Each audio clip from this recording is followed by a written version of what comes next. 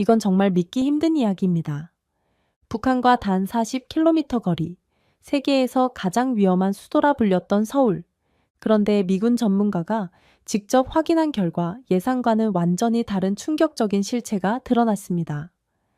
평범한 아파트 벽 안에 숨겨진 기관총 발사대, 미국의 벙커버스터조차 뚫지 못하는 지하철 방어선, 한강 아래 45m 깊이에 숨겨진 마포역, 그리고 6.25 전쟁 이후 극비리에 진행된 서울 요새화 프로젝트, 세계 최강 미군조차 절대 건드릴 수 없다던 그 도시. 도대체 무슨 일이 벌어진 걸까요? 그 충격적인 실체 지금 공개합니다. 방콕의 호텔 컨퍼런스 홀은 후덥지근한 열기로 가득했습니다. 에어컨이 최대로 가동되고 있었지만 100명이 넘는 안보 전문가들이 모인 공간의 열기는 쉽게 식지 않았죠. 저는 전직 미 해병대 대령이자 현재 메가시티 시가전 전략 자문가인 제프 로렌츠입니다. 아시아 안보 포럼 둘째 날, 일본 외무성 정보참사관 야마사키 나오토가 단상에 올랐습니다. 그의 발표 주제는 동북아시아 대도시의 전시 취약성이었죠. 여러 도시들의 분석이 이어지다가 서울 차례가 되자 그의 입가에 비웃음이 번졌습니다. 서울은 북쪽에서 고작 40km 떨어져 있어요. 휴전선에서 차로 1시간도 안 걸리죠. 솔직히 말씀드리면 단 한 방이면 충분합니다. 전시 상황에서 서울처럼 무방비한 수도는 세계 어디에도 없습니다. 야마사키가 도표를 가리키며 말을 이었습니다. 기자들은 열심히 받아 적었고 몇몇은 고개를 끄덕이기까지 했죠. 저는 이라크전에서 시가전을 경험했지만 서울 같은 메가시티의 방어체계에 대해서는 깊이 생각해 본 적이 없었습니다. 그의 말이 사실일 수도 있다는 생각이 들었죠. 컨퍼런스가 끝난 후 야마사키의 발언은 외신을 통해 빠르게 퍼져나갔습니다. 저는 호텔방에서 노트북으로 관련 기사들을 검색했죠. 서울 시민들의 반응은 예상외로 담담했습니다. 분노보다는 피로감이 느껴지는 댓글들이었죠. 마치 오래된 이야기를 또 듣는 것처럼 말입니다. 일주일 후 저는 인천공항에 도착했습니다. 서울의 진짜 모습을 직접 확인하기로 결심했죠. 공항에서 시내로 들어가는 길, 한강을 건너며 고층 빌딩들이 빼곡한 스카이라인을 바라봤습니다. 겉보기엔 뉴욕이나 도쿄와 다를 바 없는 현대적 대도시였죠. 다음 날 아침 저는 마포역으로 향했고 한국 국방부에서 소개해준 가이드를 만나기로 한 장소였죠.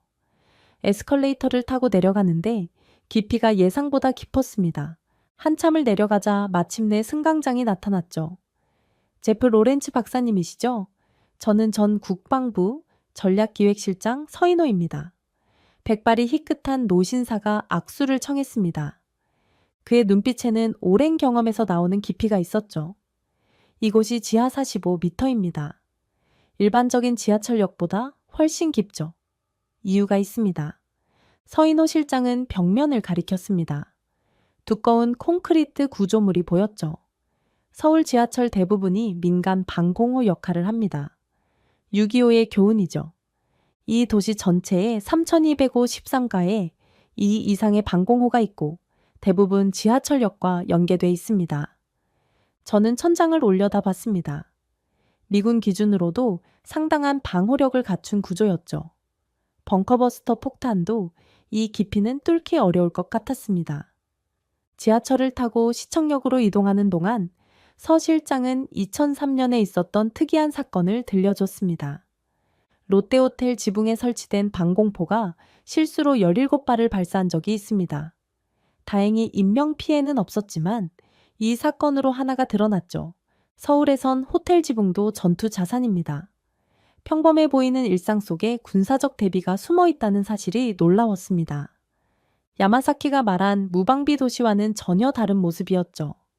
박사님, 서울은 겉으로 보이는 것과 속이 다릅니다. 이 도시는 평화를 즐기면서도 전쟁을 준비하고 있죠. 지하철이 시청역에 도착했습니다. 문이 열리자 출근길 시민들이 바쁘게 오갔죠. 누구도 자신들이 거대한 방공호 안에 있다는 사실을 의식하지 않는 것 같았습니다. 저는 수첩에 메모를 시작했습니다. 서울에 대한 제 첫인상은 완전히 뒤집혔죠. 다음 날 아침 서인호 실장과 저는 한강변으로 향했습니다. 상쾌한 바람이 불어오는 가운데 조깅하는 시민들이 보였죠. 평화로운 일상의 풍경이었습니다. 그런데 잠수교에 도착하자 서 실장이 갑자기 군사전략 지도를 꺼내 들었습니다. 여기 보이시죠? 이 잠수교가 그냥 다리가 아닙니다. 전시에는 부교 도하지점이 됩니다. 지도를 자세히 들여다보니 한강을 따라 여러 개의 점들이 표시되어 있었습니다. 모두 군사작전을 위한 거점들이었죠. 지금 시민들이 조깅하는 이 길이 바로 전투 루트입니다. 한강 전체가 하나의 방어선이자 작전 공간이죠. 저는 다리 난간에 기대어 강물을 바라봤고 유람선이 지나가고 있었죠. 누가 보면 그저 관광지일 뿐인데 이곳이 군사작전의 핵심 지점이라니 믿기 어려웠습니다. 오후에는 강남으로 이동했습니다. 높은 빌딩들이 하늘을 찌를 듯 솟아 있었죠. 서 실장은 특별 허가를 받아 한 고층 빌딩의 옥상으로 저를 안내했습니다. 엘리베이터를 타고 올라가는데 특이한 점을 발견했죠. 이 엘리베이터는 왜 두 개로 나뉘어 있습니까? 군용과 민간용을 분리한 겁니다. 전시에는 군 병력과 장비 이동을 위해 즉시 전환됩니다. 옥상에 도착하자 놀라운 광경이 펼쳐졌습니다. 대공포 거치대와 군 진지시설이 설치되어 있었죠. 건물주가 막대한 비용을 들여 설계를 변경했다고 합니다. 강남의 거의 모든 고층 빌딩이 이렇습니다. 옥상은 루프탑 카페가 아니라 대공 진지가 되죠. 저는 서울 전경을 바라보며 생각에 잠겼습니다. 화려한 도시의 스카이라인 곳곳에 이런 군사 시설이 숨어 있다니 말입니다. 박사님, 강남 개발의 역사를 아십니까? 서 실장이 먼 곳을 바라보며 물었습니다. 1970년대 박정희 정권의 안보 전략이었죠. 1968년 청와대 무장공비 침투 사건 이후 시작된 계획입니다. 그의 설명이 이어졌습니다. 북부에 밀집된 인구를 분산시키고 행정시설을 이관하며 전시 대비 피난 거점을 만들기 위한 전략이었다는 것이죠. 땅값 올리려고 만든 게 아닙니다. 서울을 분산시키기 위한 전략이었어요. 한 곳이 공격받아도 다른 곳에서 기능할 수 있도록 말입니다. 저는 강남 일대를 둘러봤습니다. 지금은 대한민국 최고의 번화가지만 그 시작은 국가 안보 전략이었다는 사실이 놀라웠죠. 여기 교육부, 대검찰청, 국방부 백업 데이터 센터가 모두 있습니다. 단순한 주거지나 상업지구가 아니죠. 전시에는 이곳이 후방지휘망의 중심이 됩니다. 해가 지면서 강남의 넌사인들이 하나둘 켜지기 시작했습니다. 젊은이들이 거리를 가득 메웠죠. 활기찬 도시의 모습 뒤에 이런 치밀한 계획이 있었다는 게 믿기지 않았습니다. 이 도시는 겉과 속이 완전히 다릅니다. 평범한 일상 속에 전쟁 대비가 촘촘히 짜여 있죠. 서 실장의 말에 저는 고개를 끄덕였습니다. 서울은 제가 생각했던 것보다 훨씬 복잡하고 정교한 도시였죠. 단순히 북한과 가깝다는 이유만으로 취약하다고 판단했던 제 자신이 부끄러워졌습니다. 다음 날 서인호 실장과 저는 북악산 자락의 한 전망대에 올랐습니다. 서울 정형이 한눈에 들어왔죠. 멀리 북한산이 보이고 남쪽으로는 관악산이 우뚝 솟아 있었습니다. 도시 전체가 산으로 둘러싸인 모습이 인상적이었죠. 이렇게 북에 가까운데 수도를 왜 안 옮긴 거죠? 제가 품고 있던 의문을 드디어 꺼냈습니다. 미군 출신으로서 저는 항상 전략적 후퇴와 안전거리 확보를 중요하게 생각했거든요. 서 실장은 잠시 침묵하다가 천천히 말을 시작했습니다. 서울은 조선왕조 600년의 수도였고 6.25 전쟁 때도 결국 지켜냈습니다. 이 도시는 대한민국의 정체성 그 자체입니다. 그의 시선이 멀리 북쪽을 향했습니다. 천도논의가 없었던 건 아닙니다. 1970년대에도 이 2000년대에도 있었죠. 하지만 우리는 다른 선택을 했습니다. 어떤 선택을 하셨습니까? 수도를 옮기는 대신 서울 자체를 요새화하기로 했죠. 그리고 동시에 기능을 분산시켰습니다. 서 실장은 지도를 펼쳤습니다. 서울과 수도권 일대에 표시된 여러 지점들을 가리켰죠. 강남으로 이전한 것들이 단순한 관공서가 아닙니다. 국방부 백업 데이터 센터, 교육부, 대검찰청 모두 전시지휘체계의 일부죠. 세종시로 정부 기능 일부를 옮긴 것도 같은 맥락입니다. 저는 지도를 자세히 들여다봤습니다. 서울에서 뻗어나가는 도로망과 철도망이 거미줄처럼 연결되어 있었죠. 이게 바로 우리의 전략입니다. 중앙 집중형 수도에서 네트워크형 수도권으로 진화시킨 거죠. 한 곳이 타격을 받아도 전체 시스템은 작동합니다. 북악산에서 바라본 서울의 지형이 새롭게 보이기 시작했습니다. 산들이 도시를 둘러싸고 있는 모습이 마치 천연 요새 같았죠. 보십시오. 북한산, 도봉산, 수락산이 북쪽을 막고 있습니다. 동쪽은 아차산, 서쪽은 인왕산, 남쪽은 관악산과 청계산이 지키고 있죠. 서 실장이 산들을 하나하나 가리키며 설명했습니다. 이 산들은 단순한 경관이 아닙니다. 천연 방어선이자 감시 초소입니다. 산마다 군사시설이 있고 레이더가 설치되어 있죠. 저는 지형도를 다시 살펴봤습니다. 서울은 분지 형태로 되어 있어서 공격하기도 어렵고 완전히 장악하기는 더욱 어려운 구조였죠. 그래서 박사님, 서울은 떠나는 도시가 아니라 버티는 도시입니다. 우리 조상들이 이곳을 수도로 정한 이유가 있었던 거죠. 산 아래로 내려오면서 서 실장이 덧붙였습니다. 세종실록 지리지에 보면 서울을 수도로 정한 이유가 나옵니다. 사방이 산으로 둘러싸여 있고 한강이 흐르며 평야가 있어서 방어에 유리하다고 했죠. 600년 전의 지혜가 현대전에도 적용되는 건가요? 물론입니다. 오히려 현대전에서 도시 지형의 중요성은 더 커졌죠. 이라크전을 경험하신 박사님이 더 잘 아시지 않습니까? 저는 고개를 끄덕였습니다. 바그다드 시가전의 기억이 떠올랐죠. 평지에 세워진 도시와 산으로 둘러싸인 도시의 방어력 차이는 엄청났습니다. 해가 저물어가는 서울을 바라보며 저는 깨달았습니다. 이 도시는 결코 무방비하지 않았죠. 오히려 수천 년의 지혜와 현대 기술이 결합된 세계에서 가장 독특한 요새 도시였습니다. 서인호 실장과 저는 마포구의 한 중학교를 방문했습니다. 이곳에서 역사를 가르치는 김윤정 선생님을 만나기로 했죠.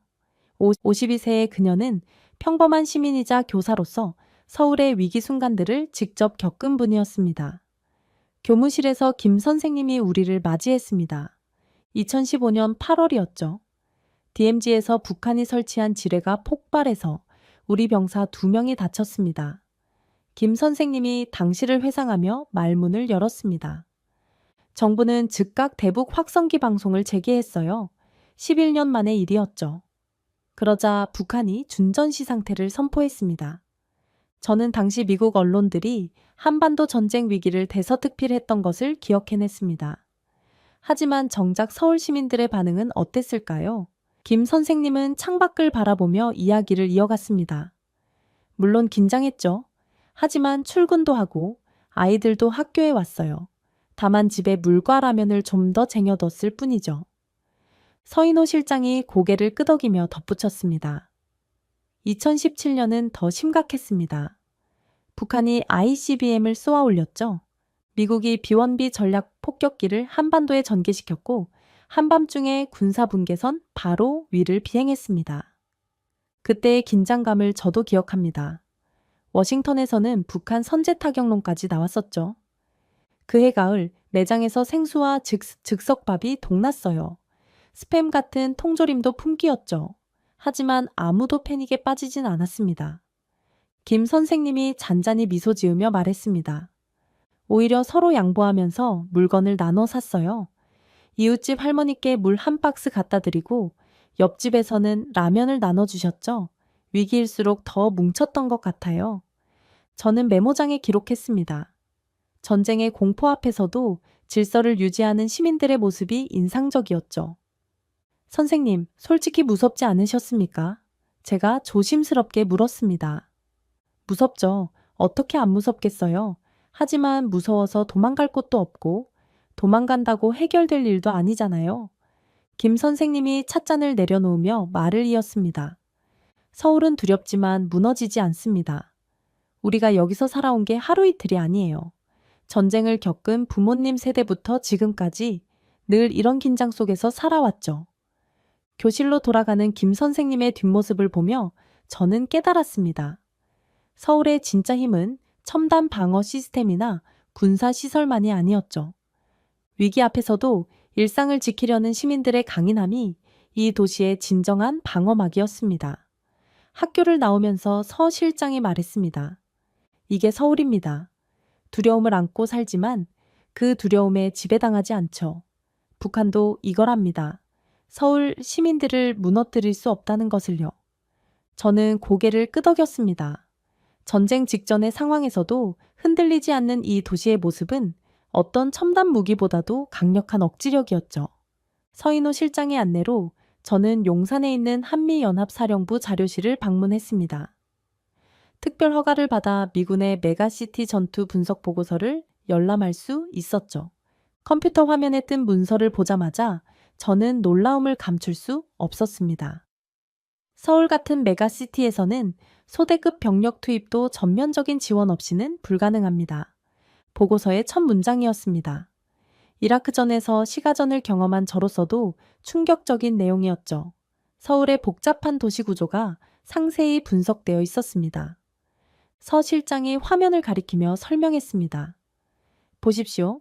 지하철, 지하상가, 고층 빌딩, 다층 구조의 아파트 단지까지 이 모든 것이 방어자에게 유리한 환경을 만듭니다. 보고서에는 시뮬레이션 결과도 있었습니다. 공격 측이 한 블록을 점령하는 데 필요한 병력과 시간, 예상 손실이 구체적으로 계산되어 있었죠. 수치를 보니 왜 미군이 도시전을 기피하는지 다시 한번 실감났습니다. 2024년 파주에서 실시된 훈련 기록도 있습니다. 400명 규모의 도심 전투 훈련이었죠. 서 실장이 다른 문서를 열었습니다. 훈련장은 실제 서울과 비슷하게 만들어졌다고 적혀 있었죠. 지하철역, 고층 빌딩, 공원, 주택가까지 모든 것을 재현했다고 합니다. 훈련 결과가 흥미롭습니다. 방어 측이 압도적으로 유리했죠. 특히 지하 공간을 활용한 기동전에서 공격 측은 거의 무력했습니다. 저는 이라크 팔루자에서의 경험을 떠올렸습니다. 그곳도 힘들었지만 서울처럼 복잡한 3차원 전장은 아니었죠. 지하철만 해도 9개 노선에 300개가 넘는 역이 있다니 공격하는 입장에서는 악몽 같은 환경입니다. 박사님, 이 부분을 보세요. 서 실장이 화면의 한 단락을 가리켰습니다. 도시 전체가 하나의 요새입니다. 모든 건물이 잠재적 진지이고 모든 지하 공간이 은폐 통로가 됩니다. 이런 환경에서는 수적 우위도 무의미합니다. 저는 고개를 끄덕였습니다. 숫자가 아니라 지형이 전투의 승패를 결정한다는 것을 잘 알고 있었죠. 오후에는 서 실장과 함께 종로의 한 고층 빌딩 전망대에 올랐습니다. 창밖으로 보이는 서울의 모습은 그 자체로 하나의 거대한 미로 같았죠. 저격수 2명만 건물에 숨겨도 대대가 못 지나갑니다. 북한도 이걸 알기에 침공을 포기한 거죠. 서 실장이 빌딩 숲을 바라보며 말했습니다. 냉전 시대 소련도 서베를린 점령 계획을 세웠다가 포기했습니다. 도시전의 비용이 너무 컸기 때문이죠. 서울은 그보다 훨씬 더 복잡합니다. 저는 미군 교범을 떠올렸습니다. 도시전에서 공격 측은 방어 측보다 최소 5배 이상의 병력이 필요하다고 되어 있죠. 서울처럼 요새화된 메가시티라면 그 비율은 더 높아질 겁니다. 이 도시는 침투 불가입니다. 설령 들어온다 해도 나갈 수 없죠. 서 실장의 말에 저는 완전히 동의했습니다. 서울은 단순히 큰 도시가 아니었습니다. 그 자체로 거대한 방어 시스템이었죠. 공격하려는 적에게는 끝없는 함정이 되는 도시, 그것이 서울이었습니다. 다음 날 아침 저는 서인호 실장과 함께 용산의 유엔군 사령부를 방문했습니다. 높은 철조망과 삼엄한 경비 속에서도 세계 각국의 국기가 나란히 펄럭이는 모습이 인상적이었죠. 우리를 맞이한 것은 미군 대령 마이클 존슨이었습니다. 로렌츠 박사님, 환영합니다. 유엔 사령부의 역할에 대해 설명드리겠습니다. 브리핑룸으로 안내된 저는 벽에 걸린 17개국의 국기를 보며 놀라움을 감추지 못했습니다. 미국과 영국은 물론 캐나다, 호주, 뉴질랜드, 네덜란드, 벨기에, 프랑스, 그리스, 터키 등 다양한 나라들이 포함되어 있었죠. 한국이 공격당하면 여기 보이는 17개국이 자동으로 개입합니다. 이건 단순한 동맹이 아닙니다. 유엔 안전보장이사회 결의에 따른 법적 의무죠. 존슨 대령이 화면에 띄운 문서를 가리키며 설명했습니다. 1950년 유엔 안보리 결의 84호입니다. 이 결의는 아직도 유효하며 모든 회원국들이 여전히 구속됩니다. 저는 문서를 자세히 읽어보았습니다. 한국에 대한 무력 공격이 발생하면 유엔 회원국들이 즉각 군사 지원을 제공한다는 내용이었죠. 냉전이 끝난 지 오래인데도 이 체제가 유지되고 있다는 사실이 놀라웠습니다. 서 실장이 조용히 덧붙였습니다. 이게 바로 서울이 특별한 이유입니다. 이 도시를 공격하는 것은 한국만 공격하는 게 아니라 국제 질서 전체에 도전하는 행위가 되죠. 존슨 대령이 고개를 끄덕이며 말을 이었습니다. 맞습니다. 서울은 자유진영의 최전선입니다. 이곳이 무너지면 전후 국제 질서가 흔들립니다. 그래서 우리 모두가 지키는 거죠. 브리핑이 끝난 후 저는 서 실장과 함께 근처 카페에서 커피를 마셨습니다. 창밖으로 보이는 서울의 일상적인 모습이 새롭게 보였죠. 며칠 후 뜻밖의 소식이 들려왔습니다. 방콕에서 있었던 그 컨퍼런스의 야마사키 나오토가 공개 성명을 발표했다는 것이었죠. 저는 노트북으로 그의 성명문을 찾아 읽었습니다. 제가 서울에 대해 했던 발언을 정정하고자 합니다. 서울은 무방비 도시가 아니었습니다. 오히려 국제 질서의 최전선이자 세계가 함께 지키는 요새였습니다. 경솔한 발언에 대해 사과드립니다. 야마사키의 사과문을 읽으며 저는 씁쓸한 미소를 지었습니다. 그도 결국 진실을 인정할 수밖에 없었던 것이죠. 그날 저녁 저는 호텔방에서 미 국방부에 제출할 보고서를 작성하기 시작했습니다. 노트북 화면에 제목을 적었죠. 서울의 방어 체계와 국제 안보 질서, 그리고 첫 문단을 이렇게 시작했습니다. 서울은 단지 수도가 아니다. 세계가 지키는 도시다. 이곳을 공격하는 것은 한 도시가 아닌 전 세계 자유진영과 국제 질서에 도전하는 것이다. 창밖으로 보이는 서울의 야경을 바라보며 저는 생각했습니다. 이 도시는 혼자가 아니었죠. 한국전쟁 때부터 지금까지 서울은 언제나 세계와 함께 있었습니다. 그것이 이 도시의 진정한 힘이었죠. 서울에서 보낸 마지막 주 예상치 못한 일이 벌어졌습니다. 서인호 실장과 오전 회의를 마치고 나오는데 갑자기 휴대폰에서 경보음이 울렸죠. 화면에는 드론 경보라는 메시지가 떴습니다. 이게 무슨 일입니까? 제가 놀라서 물었지만 서 실장은 의외로 침착했습니다. 가끔 있는 일입니다. 북쪽에서 드론이 넘어오면 이렇게 경보가 발령되죠. 주변을 둘러보니 시민들도 크게 당황하지 않는 모습이었습니다. 그저 하늘을 한번 올려다보고는 다시 제 갈 길을 가고 있었죠. 약 30분 후 서 실장의 휴대폰이 울렸습니다. 국방부 관계자로부터 온 전화였죠. 통화를 마친 서 실장이 저에게 설명했습니다. 방금 공군에서 드론을 포착하고 F-35 2대를 출격시켰답니다. 이미 상황은 종료됐고요. 불과 30분 만에요. 시민들은 전혀 모르고 있는데 말입니다. 그게 우리 방식입니다. 조용하고 신속하게 처리하죠. 시민들을 불안하게 만들 필요가 없으니까요. 며칠 후 서 실장은 저를 특별한 곳으로 안내했습니다. 경부고속도로의 한 구간이었죠. 평범해 보이는 고속도로에 무슨 특별한 것이 있을까 궁금했습니다. 여기서 며칠 전 전투기 이착륙 훈련이 있었습니다. 서 실장이 도로를 가리키며 말했습니다. 고속도로에서 전투기가 이착륙한다고요? 제가 놀라서 되물었습니다. 미 공군에서 30년 넘게 복무했지만 실제 고속도로를 활주로로 사용하는 훈련은 본 적이 없었죠. 네, F-15K와 F-35A가 이곳에서 이착륙했습니다. 전시에 활주로가 파괴되면 고속도로를 대체 활주로로 사용하는 거죠. 저는 도로를 자세히 살펴봤습니다. 중앙분리대가 쉽게 제거될 수 있는 구조였고 노면도 항공기 이착륙에 적합하게 설계되어 있었죠. 미국도 이건 못합니다. 고속도로에 전투기를 띄우는 나라라니 제가 감탄하며 말했습니다. 실제로 이런 훈련은 스웨덴이나 핀란드 같은 일부 국가에서만 가능한 일이었죠. 귀국을 며칠 앞둔 날, 저는 영국의 군사 전문지 제인스로부터 이메일을 받았습니다. 서울의 방어 체계에 대한 제 의견을 묻는 내용이었죠. 저는 솔직하게 답변했습니다. 서울은 세계에서 가장 독특한 도시입니다. 일상과 전시 대비가 완벽하게 통합된 유일한 메가시티죠. 며칠 후 발행된 제인스 최신호를 보고 저는 놀랐습니다. 표지에 큰 글씨로 이렇게 적혀 있었죠. 서울, 세계 유일의 실전형 메가시티 기사에는 제가 서울에서 본 모든 것들이 상세히 분석되어 있었습니다. 지하철 방공호, 고층 빌딩의 군사시설, 고속도로 활주로, 그리고 위기에도 흔들리지 않는 시민들까지 말이죠. 인천공항으로 향하는 길, 서 실장이 마지막 인사를 건넸습니다. 박사님, 이제 서울이 왜 특별한지 아시겠죠? 네, 이 도시는 훈련하는 게 아니라 실전을 살고 있습니다. 제가 대답하자 서 실장이 미소를 지었습니다. 맞습니다. 우리는 매일 전쟁을 대비하면서도 평화롭게 살아가죠. 그게 서울의 진짜 모습입니다.